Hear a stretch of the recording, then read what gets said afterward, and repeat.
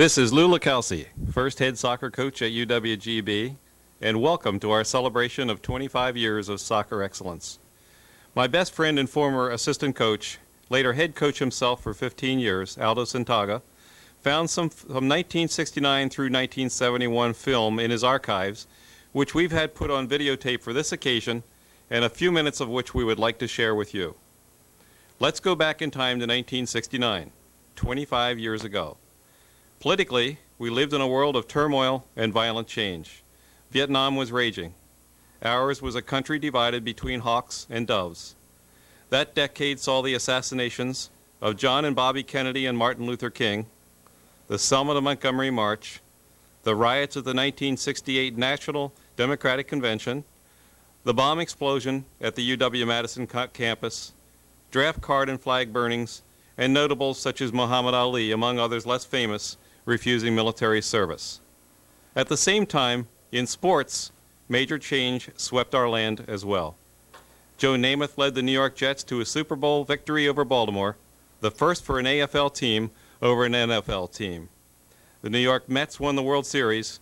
The Boston Celtics expanded their basketball dynasty with another NBA championship. And the UWGB Phoenix won their first ever soccer game 3-0 over Colorado College, on their way to a startling 12-2-1 record and setting up what is now a 2.5-decade-old tradition of soccer excellence. In 1969, the University of Wisconsin-Green Bay moved from cramped Deckner Avenue into still under construction facilities at the former Shorewood Country Club. The new UWGB soccer team, whose stated objective was to create a tradition of top-caliber collegiate soccer teams capable of winning on a national level, was housed in facilities at the former bar and clubhouse of the Shorewood Golf Club in quarters painted and remodeled by the coaches and players. Practices were held at Bay Beach with the geese in their droppings, and home games were at Joanna Stadium, where soccer under the lights attracted modest crowds of curious students and townspeople to see this new sport being played in the Mecca of American football.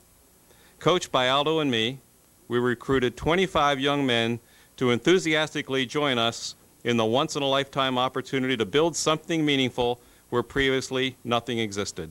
In this case, the first major intercollegiate soccer program north of Chicago as an element of a brand new four-year university. And what a challenge we had. The diversity of cultures, ages, experience, and background was incredible, and the only way to weld that motley crew of individuals into a team was to put them through a 2-week preseason crucible of training and physical regimen that would drive out all thoughts of ego and self and drive everyone to survive together, and able to run all day faster than better skilled teams. I recall the first August practice in 1969 where our herd of would-be players were confronted with the first hurdle of sacrifice to just be allowed to practice. Run 5 miles in 35 minutes or less, or leave. Slowly, we drove those 25 diverse Spartans, whose average age was 25, some were junior college All-Americans, others had just 3 years' experience in soccer, several were Vietnam veterans, and a handful had worked several years prior to coming to UWGB. And we drove them into the best physical and mental condition of their lives, and we created a team. Young men from Italy, Ireland, Greece, Germany, France, Thailand, Liberia, and the United States, from Oklahoma, Pennsylvania, New Jersey, Illinois, and Wisconsin, began to catch the spirit and pride one only feels from being part of an elite unit, in this case being created wearing the red, white, and green of UWGB. The tradition officially began on September 12, 1969, against Colorado College when Fred Gustine scored the first ever goal for UWGB soccer.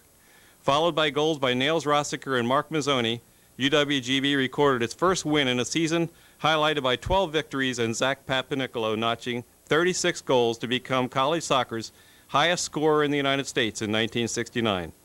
We could not have gotten a successful start without the financial support and help in many non-monetary forms at the beginning in 1969, and over the years of community and UWGB faculty leaders such as Bart Starr, Gary Knaffelt, Jim Temp, Paul Sherrill, Pete Platten, Don Demise, Len Wagner, Lee Remmel, Chet Miller, Jim Appleby, Gene Edwards, our former U.S. Soccer Federation president, Dr. Jeremy Green, Dr. Jim Hinckley, Jim Kress, Emil Fisher, Jerry Olson, Bill Kepper, Ed Widener, and so many others. And to the players of 1969, a special thanks for being there and willing to follow a dream. John Baumgart, Jed DeYoung, Harry Dries, Jim Fry, Fred Gustine, Ken Hess, Bob Julie, Dave Klein, Greg Cressy, Dan Lang, Mark Mazzoni, Desi McCullough, Zach Papanicolo, Rick Reel, Nails Rossiker, Bill Scheller, Pete and Joe Silvers, Pete Stratton, Don Van Winkle, Jim Wellnitz, and John Zadrazil. And the tradition continues. 20 winning seasons in 24 years, 270 games won, 144 lost, and 36 ties, a 600 winning percentage, 9 postseason tournament bids, 30 All-Midwest Great Lakes region choices, 9 All-Mid-Continent selections, 7 All-America honorees, and men's soccer has been Division I since 1981, with us adding women's soccer in 1987. Those are impressive statistics and measures of a winning soccer tradition. And now, on behalf of that band of wild-spirited pioneers who began UWGB soccer 25 years ago, we say to the men and women of today's UWGB soccer program, the torch is yours to uphold and pass along. Keep it up. We are counting on you to realize our dream of a national Division I soccer title here in Green Bay. And from Aldo and me, ours was a pleasure and lifetime reward of teaching more than a game, of teaching how to commit to a goal and then combining hard work and discipline in a team environment to achieve that goal. Teaching how to win on the field and in life.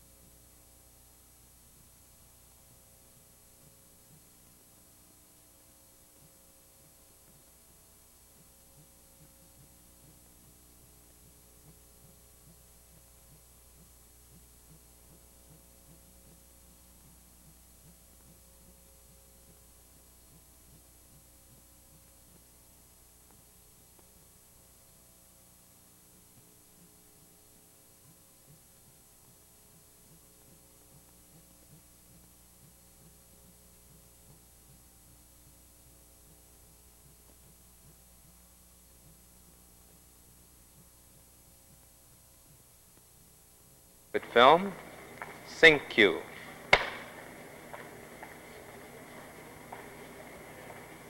Stand up as I point. Pat Schleiss. Ted Hoff. Ted's well known. His reputation preceded him. Zach Pumpernickel, is that right? Pumpernickel, how is that? Zacharias Papanicolo, otherwise known as Zorba. Nails Rossiker, known as Nails. Real name's David, but don't call him that. Fred Gustine. Obviously, these fellows are last arrivals. As you know, the fellows that are in town are a little lighter up on from here up. We'll go into that later. Steve Carini. Get a good shot of that, Dave, so he can see what he looked like. Desi McCullough. Right here, Mark Mazzoni. Dan Lang. John Baumgart. Dave Burrows. Jim Wellnitz. Cutco Buckmaster. Pete Silvers. Don, right? Van Winkle. What's that fellow's? Oh, yeah, Dave Klein. Jim Fry. Greg Cressy. Rick Herber over here is going to be a freshman this fall. He's going to be in the training room as a trainer, and he'll be helping us out in the first 2 weeks as manager. His primary responsibility will be in the training room once we get going. He'll be helping, incidentally, Mel will be doing a lot of the training, and we'll go over this a little later. Rick Reel. Ed Peabody. Jed DeYoung. Fellows that are missing, 3 fellows from Marinette, Jeff Zaratsky, Bill Scheller, Harry Dries. I don't know why they're not here. I hope they're all right.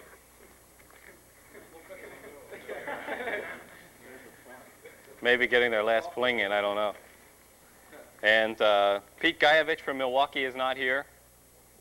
And there's another fellow that may be here from the East Coast, from Catonsville Community College, Steve Wager. And so there are 4 more fellows that aren't here. We have 21 now. The varsity will top out around 25.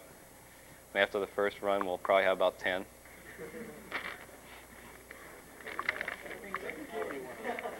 All right, fellas, look, this is a work session. And that is the primary reason I put the word out this week that the wives could come. This is not a date night, and I assume that once you're married, the dating part of it is past you. So I thought it was okay to ask the wives. And hence, we didn't have an overflowing house with everybody's fiancés and girls that they met on the corner on the way in and all these other things. But I do want to welcome all of you to Paris Island, Midwest, as we get started here.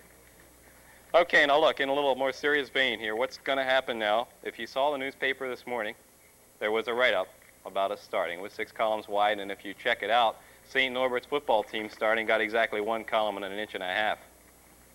I think that shows you what kind of progress we've made with the local sports people in this city. There are an awful lot of people watching what's going to happen here at UWGB this fall.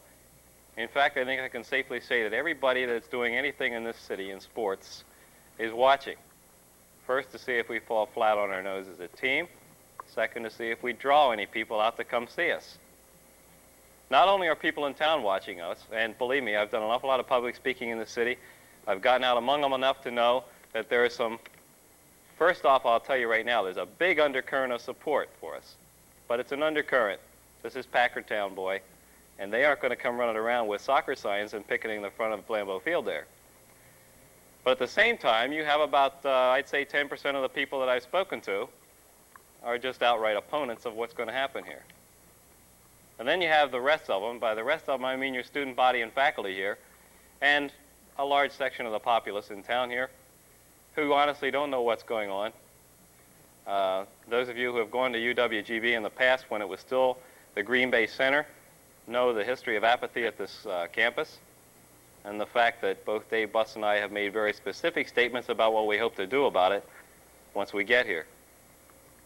The other area that's watching us, and believe me, there are an awful lot of college coaches that are really involved in what's happening here, but the rest of college soccer is very much aware of what's happening here in Green Bay. Those of you who have seen the soccer guide up to this point note that just in the one little entry we got, it's, quote, impressive developments were being made at UWGB, and they were taking the field, and then all the soccer journals and all the soccer media, there is something about us in there.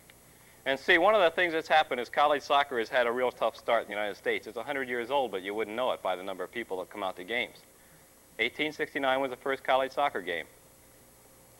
All right, the problem is it's always taken second seat or maybe even 50th seat to football. But at UWGB, for the first time now, a school has come online stating that they're going to try and climb into the top ones of the country and hopefully to get a national championship within 5 years, and stating it publicly. And they're taking it without football. There is no football that's going to come at UWGB as long as I'm here. And that could be an awful long time. I would very seriously doubt that you'll ever see football here at the University of Wisconsin-Green Bay. So what we're having in essence is shortly under construction will be the first purely soccer stadium built for a American college team in the Midwest out there at the Shorewood site. The first purely soccer stadium. Quincy College has a great soccer team. Their soccer team carries their athletic program, but even they play on a football field. They play on the Quincy College football field. So that we're the first ones, and I check this out. Now, one of the things that I want to point out to you is that in this kind of big experiment we're going through here, I think times are ripe. Football is discriminatory physically. You look around at your average football player, and he does not represent the large percentage of American males that are walking around this country. In fact, he only represents about 15 to 16% of the American males. Okay. It's prohibitively expensive. As you may or may not know, I can suit up a soccer player and really do a job on him at less than the cost of a good set of hip pads for a football player. The biggest topic at the last NCAA football coaches meeting was how to get the cost of football down. And do you realize there are only 5 colleges in the whole United States that are making money on football? Okay, the other thing that's happening is your schools are growing. Those of you who have gone to schools in this area know that just in the past few years, your high schools have probably almost doubled their enrollment. But that football team size hasn't doubled. That's still 33 to 40 bodies, which means that all the rest of the bodies that came into school are sitting up in the stand or they're fiddling around on Saturday afternoons, and they're missing the biggest thing that you can get out of sports, and that's the lessons you learn out there in a contact sport. Okay, so what I'm saying is basically the time is ripe. We have cost on our side. I think there are an awful lot of parents who realize that their kids just can't play football. And there are an awful lot of school boards that are really starting to think about it. And I can point to an example I know specifically, and that's just 60 miles north of here in Marinette, where they have formally said they will go online with varsity soccer as soon as they can. That's provided they get a few other high schools to go with them. All right, so we have to come out here real big this fall and give these people a reason to want to go and pick up the sport of soccer. In short, what I'm saying is for all of you to go out there and put out, not only because we want to have a good season, but also in the long run it's going to give the little guys, which is all of you really, because very few of you in this room could be big enough to play football, and I sure as heck know I'm not, give all the little guys a chance to play a contact sport. Think it over for a minute. Just think of all the nephews and nieces and kids you've known, and just how many of you played on a varsity football team. Okay, the last thing here, before I jump into some specifics, is that all of you have literally the chance of a lifetime, and I use this in my recruiting, and it's not trite, it's true. You literally have the chance of a lifetime in that you're doing, for probably the only time in your life, you're doing something that no one else has ever done before. At UWGB, you're starting soccer on a major scale from literally ground zero. That first 11 that takes the field is the first in so many ways. the first of the big experiments to try and take a college soccer team and give them everything that a college football team has and see if the sport will go over.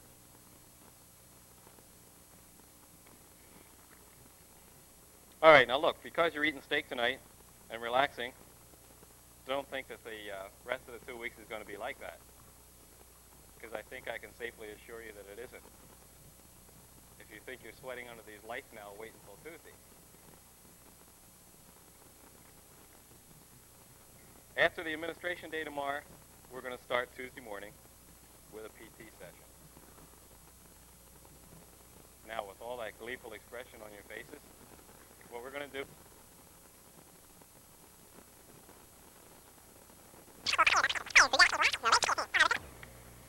has to be underpinned by the stamina and conditioning that I talked about before. The reason is, if you don't have this conditioning, your head won't be clear in the third or fourth quarter, because it's going to be all muddled up there with thoughts of, geez, can I make it through this fourth quarter? When is this pain ever going to end? Some of you who have played and haven't been in good shape are going to know what I'm talking about. I see some smiles down front here. Can I ever get any more air into my lungs? And things like this. And when you're concerned with that, you're beaten, because you're no longer thinking about the ball game. You're no longer thinking about where that open space is going to be. You're no longer anticipating, and that's when you get blindsided. This is why you have to have that discipline, and it's only going to come if you're in shape. Okay, my philosophy at this point so far through the 2 points is I believe in conditioning is the basis of everything, out of which one of the most important things you want to come out with, discipline. All right, this loyalty thing, I think we've already pretty much touched on it. But I insist on and I want complete loyalty to you, among each other, and to Aldo, and to myself. You have to believe that when we tell you something out there, we have enough experience and we've thought it through enough that it's for your own good. We will do nothing to hurt you, nothing to make ourselves feel good, and even though you think, I'm not putting you through a 5-mile run so I can stand there and giggle. Now, Aldo and I will be doing as much of the PT as we possibly can, and in most cases this will be all of it. In some cases it may not, depending on how we come out.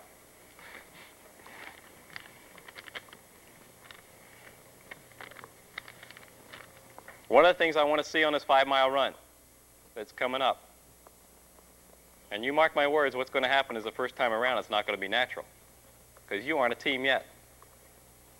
But on that 5-mile run when you take off, I'm going to see about 25 individuals taking off to beat that clock and to try and show Lula Calci that they can all run it under 35 minutes. And you know what's going to happen? There's going to be about 10 or 15% of you that just aren't physically up to it right now. I'm going to tell you right now what I expect to see. I expect to see somebody dropping back to help them out, because you guys are going to finish as a team, and everybody is going to finish in this 43 minutes. And if you run across that finish line in 23 minutes, by golly, you better go back there and help that body that's hurting out there on that 3rd mile.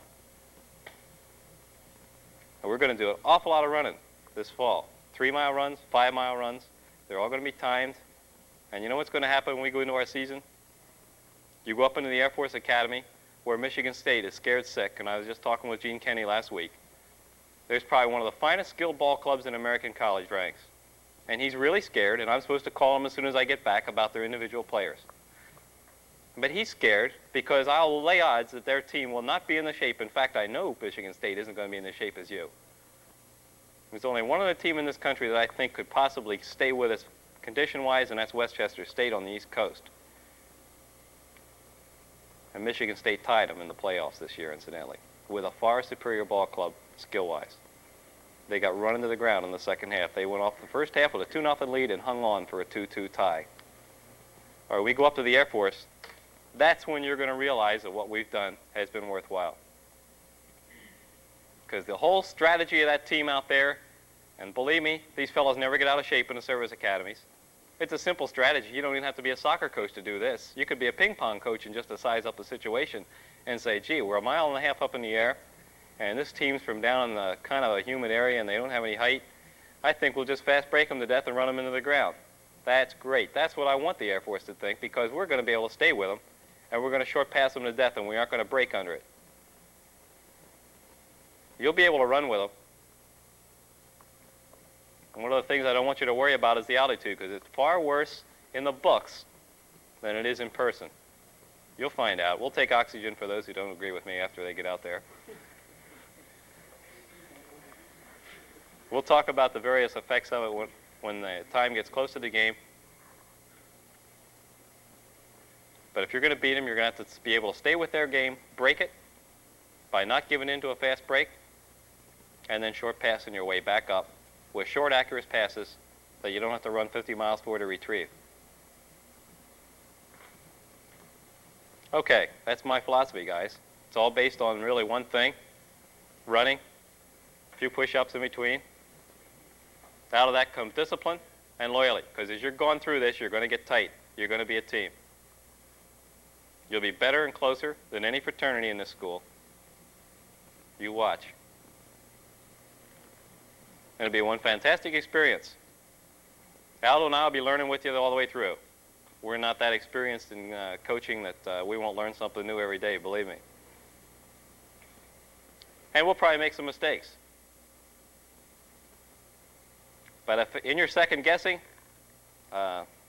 you fellows feel as though you can do a better job than Aldo or I, check right out with the chancellor and maybe he'll see if he can't hire you.